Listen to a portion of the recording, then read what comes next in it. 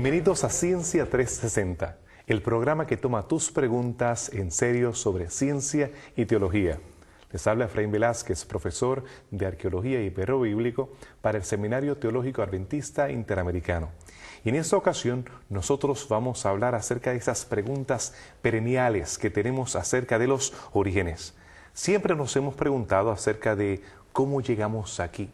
Y no solamente los modernos, sino que también los antiguos tenían preguntas similares acerca de la existencia de la vida.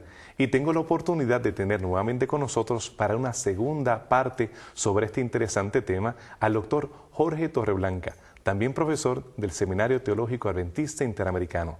Saludos, Jorge, y gracias por estar con nosotros. ¿Qué tal? ¿Cómo está? Bien, gracias al Señor. Estoy muy contento porque los televidentes estaban esperando esta segunda parte en la cual íbamos a seguir abordando este tema de los orígenes y estos relatos que se han preservado a través de la historia acerca de cómo llegó a existir la vida. Y hablábamos de cómo se les conoce como mitos. ¿Podrías abundar un poco y repasar acerca de cuáles son los conceptos que tenemos sobre esos relatos y por qué los clasificamos como mitos en relación al Génesis?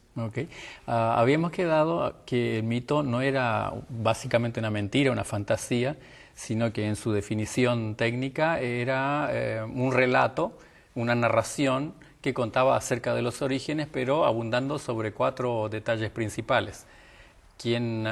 Cómo había sido creado este mundo, quién lo había creado, o qué dioses habían participado, qué significado, qué ordenamiento tenía, cuáles eran los elementos básicos de ese mundo, y después qué hacía el hombre, qué significado tenía la existencia del hombre en ese entorno.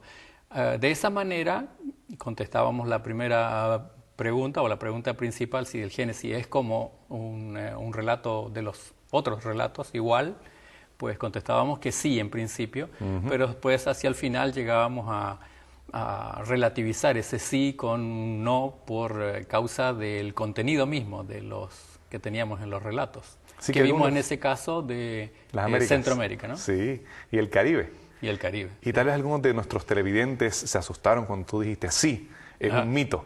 Es un mito, pero entonces clarificaste que sí es un mito porque pertenece a ese género de los mitos, pero no es que sea mentira, sino que es parte de ese cuerpo de literatura. Y subrayando con los ejemplos de los relatos centroamericanos y caribeños, que incluso los relatos de esos relatos no son mentiras, no son fantasías en su totalidad, sino que hay un hecho, un evento en común básico, ¿sí?, histórico, del cual tiene memoria la cultura, nada más que algunos detalles se han ido desarrollando, alterando a medida que se van olvidando. Y se le van añadiendo otros. Sí, de acuerdo a su coltero. Pero, sin embargo, tú mencionabas también en la pasada sesión que Moisés estuvo expuesto a la corte egipcia y que él estuvo expuesto a una serie de relatos, historias, mitos. ¿Pudieses abundar un poco más? Que en el tiempo de él ya existía. Sí, ya para el siglo XV ya eran comunes, antes de Cristo. Antes de Cristo. Tenemos todo un recorrido de muchos siglos en todas las culturas de ese tiempo, en donde ya se habían producido algunos relatos, primero orales y luego registrados, en monumentos, en el material que sea, ya registrados al que tenemos acceso, y así que él ahí cuando fue a la universidad en Egipto ya algo tuvo que haber visto, porque decide, cuando él piensa cómo hacer el relato bíblico, cuando el Señor se lo está mostrando, pues él decide hacer un relato con forma de relato de los orígenes. Así que él está familiarizado con lo que llamaríamos historia universal, literatura que era conocida. Y hay veces que las personas tienen la idea de que estas culturas estaban aisladas, pero no, tenemos bastante interacción. Incluso la lengua franca no era el cuneiforme. ellos utilizaban el acadio para el lenguaje internacional, que aunque en Egipto sí ellos utilizaban el jeroglífico cuando estaban comunicándose con internacionalmente era como la del inglés hoy, el francés hace un siglo y pico atrás, y tenemos como lengua el acadio, siendo entonces ellos familiarizándose con estos escribas, probablemente se familiarizaron también con el cuerpo de literatura que había ya en la Mesopotamia Baja y en la Mesopotamia Alta. ¿Qué nos puedes hablar acerca de los relatos? Pensemos en uno de los relatos. El primero se le ha llamado Enuma Elish.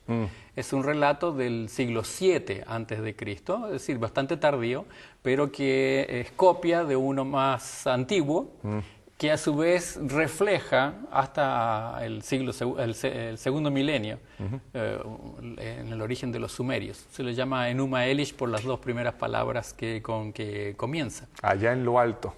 Eso es.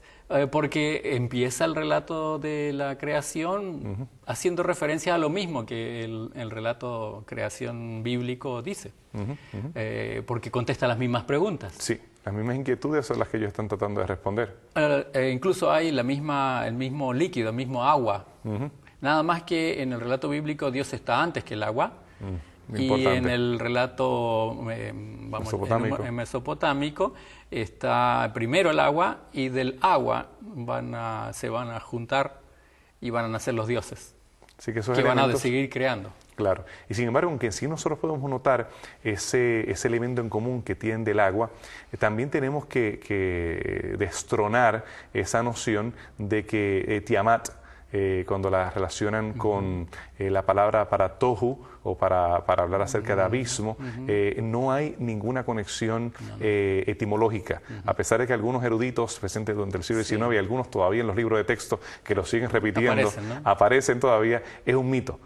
Si nosotros lo analizamos... Está usando la palabra mito. Estoy usando la mito. Bueno, es una noción equivocada en este caso. Para no confundirnos, claro. Y sin embargo, si nosotros notamos, a pesar de que hay esa diferencia, sí vemos el hilo en común o el tema en común en ambos relatos. Me permito leer lo que decía la tablilla esa. Por favor. Cuando lo alto, el cielo, aún no tenía nombre, y abajo la tierra firme no había recibido nombre, fue el abismo, Apsu, su progenitor, y la tumultuosa Tiamat, esa que mencionabas, quien fue la madre de todos. Sus aguas estaban mezcladas en un solo conjunto. Cuando los dioses no habían sido creados, ni habían recibido nombre, ni ningún destino había sido fijado, los dioses fueron creados dentro de ellos. Un poquito diferente de la concepción general del relato, pero está explicando más o menos los mismos términos que vemos en las Sagradas Escrituras. Pero el tema esto de las divinidades que nacen, pues es un lío. Claro. Se matan entre ellos, van equivocándose. Y hay tanta guerra. Si nosotros notamos, en el caso de estos relatos mesopotámicos, hay conflicto. Hay guerra de los pedazos de este dragón que entonces es formado el mundo. No lo encontramos así. No hay un relato de destrucción cuando leemos el libro de Génesis. Sí, nosotros encontramos que estaba desolado. Hay algunos que han tratado de implicar ese desordenado, que era un caos, pero no. La Biblia habla de desolación, de ausencia de, y no que hubiese algún tipo de caos o guerra. Y vemos que al contrario, vemos que en la Biblia vemos ese orden de eventos, que se presenta primero la luz, se presenta la tierra, se presenta el agua. Primero se presenta en esos primeros 3 días, si vemos el quiasma allí, vemos donde está el ambiente, los ambientes, y después los habitantes. Y después los habitantes. Que para esos ambientes, y termina con la corona el ser humano, ¿no? Sí. En este relato entonces aparece el universo, de la pelea de los dioses, de un cuerpo de uno de los dioses. Después hay un dios que tiene que decide fabricar al hombre. Leo el pedacito ese, me gusta. Por favor, sí. Marduk siente ganas de formar algo ingenioso.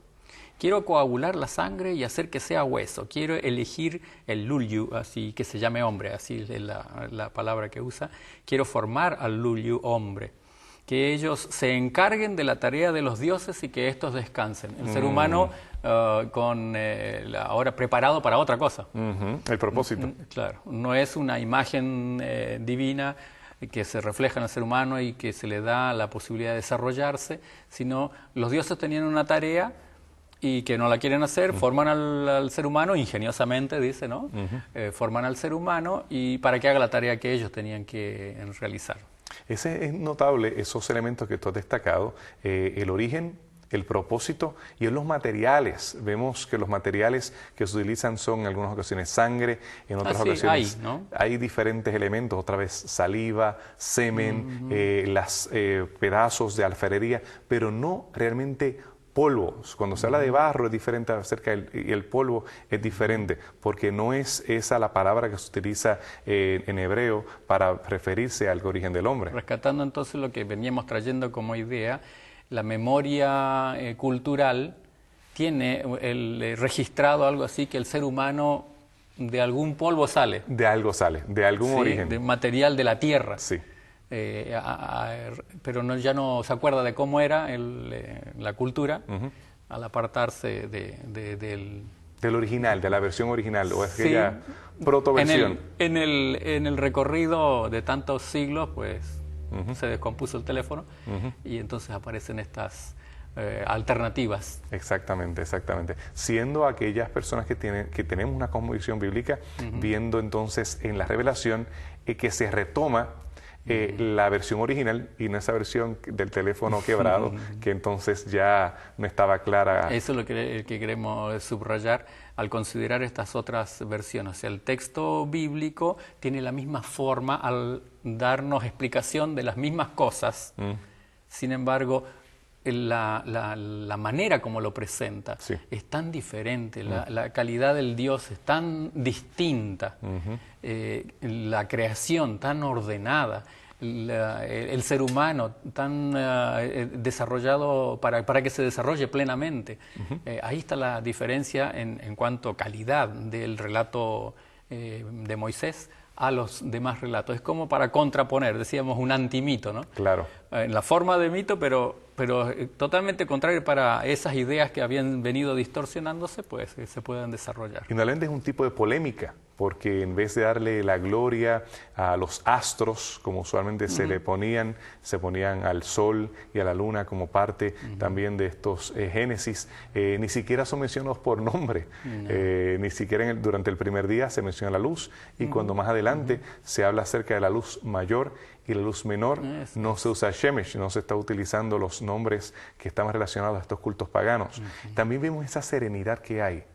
Yo cuando leo el Génesis 1... Una sencillez antes de todo un conflicto, tranquilo, ¿no? Tranquilo, paz, propósito especial, terminamos en un jardín, es diseño inteligente sería. Diseño inteligente basado en la Biblia. Sí, pero hay otro relato, no solamente tenemos ese, también en Mesopotamia. ¿Me puedes contar un poquito del mismo? Hay otro que es... de paso, este relato, al ser anterior, digamos, unos cientos de años anterior al de Moisés, ya se conocía y se había desparramado. Igualmente este otro, Atrahasis, es un personaje del que se cuenta de un rey de la época muy antigua, más antiguo que Moisés, unos 200 años antes que Moisés, que también cuenta acerca de cómo cómo apareció la humanidad sobre la tierra, por qué ocurrieron algunos desastres, como el diluvio, por ejemplo, y cómo se salvó la raza humana. Y entonces el relato va más o menos en el mismo tono. Los dioses principales, unos dioses secundarios que tienen que trabajar porque los principales lo están obligando, y entonces la manera de cómo esos dioses se inventan a un ser humano para que trabaje y los sostenga, ¿no? Y entonces estos semidioses en este relato rompen los elementos con que tienen que trabajar y deciden crear al ser humano para que lo haga. Matan a otro dios y les leo del relato, que el hombre lleve el trabajo del dios, que se mate a un dios determinado con su carne y con su sangre mezclada con un poco de arcilla, ahí tenemos la tierra, que el Dios mismo y el hombre se mezclen juntos en la arcilla para el tema del espíritu, ¿no? Que en el relato nuestro es que Dios le da el aliento de vida, en este caso lo mezclan. La cultura se acordaba que algo pasa con el espíritu y con el cuerpo ese, de la carne del Dios, entonces hay un espíritu, dio una señal de sí al viviente, después que ella mezcló esa arcilla y así, entonces aparece el ser humano. Es notable que en el caso de los mesopotamios, al igual que por lo menos uno de los 3 relatos que tenemos en Egipto, se menciona a la arcilla. En este caso es el tipo de arcilla, la palabra técnica para la que se utiliza para formar vasijas. Pero en la Biblia no. En la Biblia se utiliza específicamente la palabra para polvo, que no tiene que ver con algo maleable. Que se puede trabajar. Que se puede trabajar. No, al contrario, saliste del polvo. Es la misma esencia de la tierra. La misma esencia de la tierra. Y eso lo hace notable en el caso de los 2 relatos. Vemos también que mencionábamos del reflejo tal vez de la sociedad con la aristocracia, donde tú tienes una realeza, tienes una clase sacerdotal. Eso lo vemos todavía en el sistema de castas de la India, donde tenemos gente que es formada de la cabeza, gente que es formada del torso, y tenemos finalmente los intocables de los pies. Pues nosotros podemos ver tal vez algo de esta misma estratificación social que la vemos reflejada en este pasaje, que no es visto en el libro de Génesis. Claro. No hay que a la realeza se le da alguna tarea especial, un lugar especial. No hay una familia tampoco, que en estos casos siempre había una dinastía, una familia la cual era exaltada, y una ciudad en específico que era exaltada en el caso de Génesis, ¿no? En el caso de los egipcios principalmente. Que también va a conocer Moisés porque está viviendo ahí. Claro, claro. Fíjate, vamos a hablar un poco más acerca de lo que vemos en Egipto más adelante, para ver cómo se conectaba eso con lo que Moisés tal vez estaba expuesto. Nos falta que quisieras sumar una para ver cómo el paralelo con el diluvio. Hay un relato de un tal Gilgamesh. Oh, sí, por favor. En donde también es un relato mesopotámico. Las copias que tenemos son del siglo VI, VII, pero eso va más atrás. Son relatos que mismos dicen que es una copia de un relato antiguo. Entonces, lo tenemos que la herencia esa viene de más, la herencia cultural esa viene de antes. Es importante, tal vez para algunos televidentes, notar que Mesopotamia es la tierra entre ríos, es lo que hoy conocemos como el área de Irak. Toda esa cuna de la civilización que hoy nosotros en su mapa, cuando estén pensando en Baja Mesopotamia, por lo menos estamos hablando de esa área.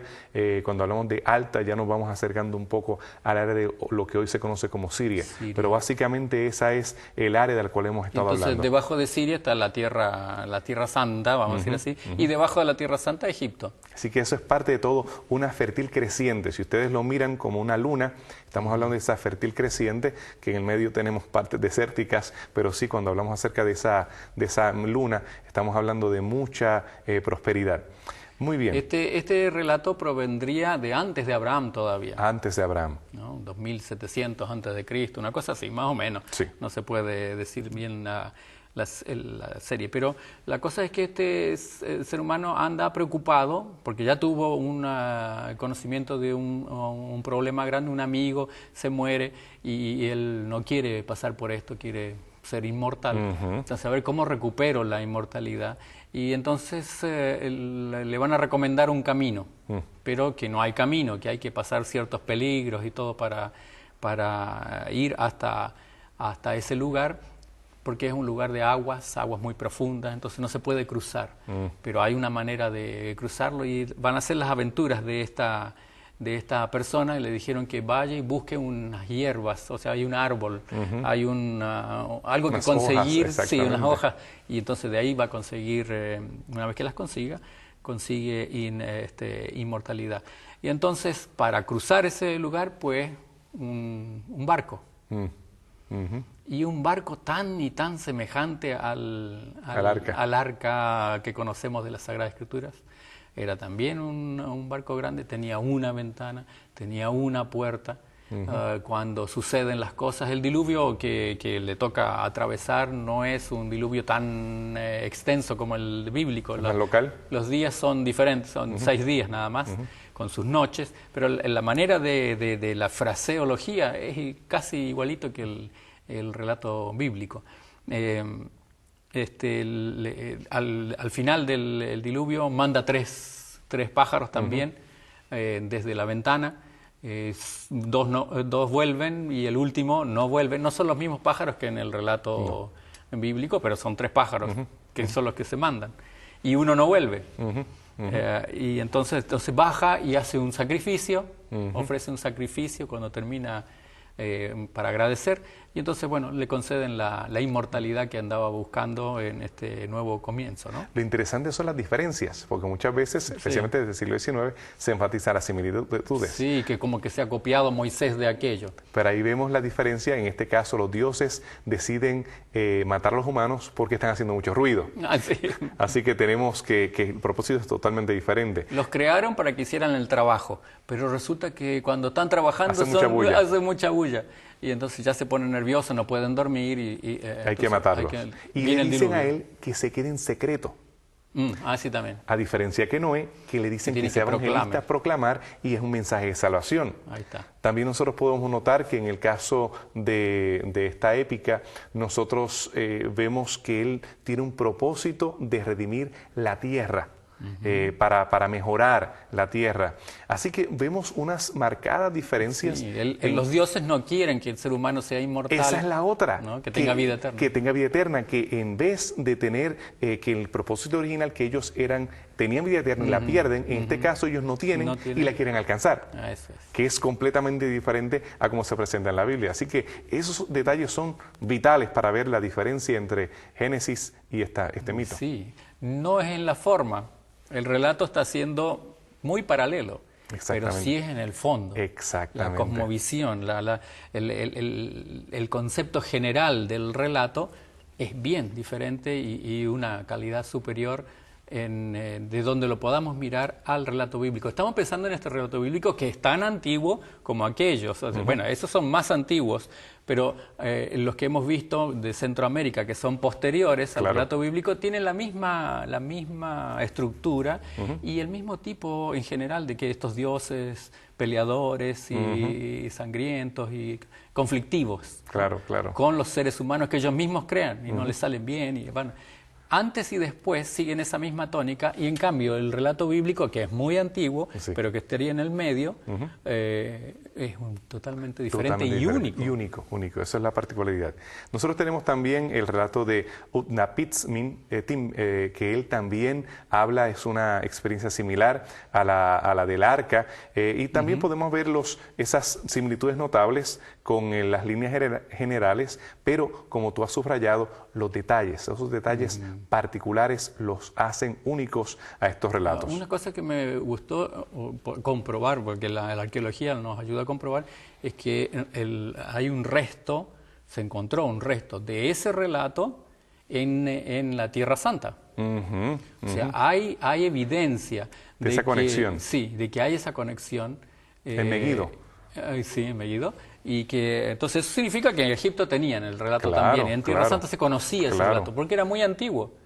Y lo que viene a ser el relato bíblico entonces es a dar un contraste con ese, ¿no? El Dios nuestro es un Dios diferente.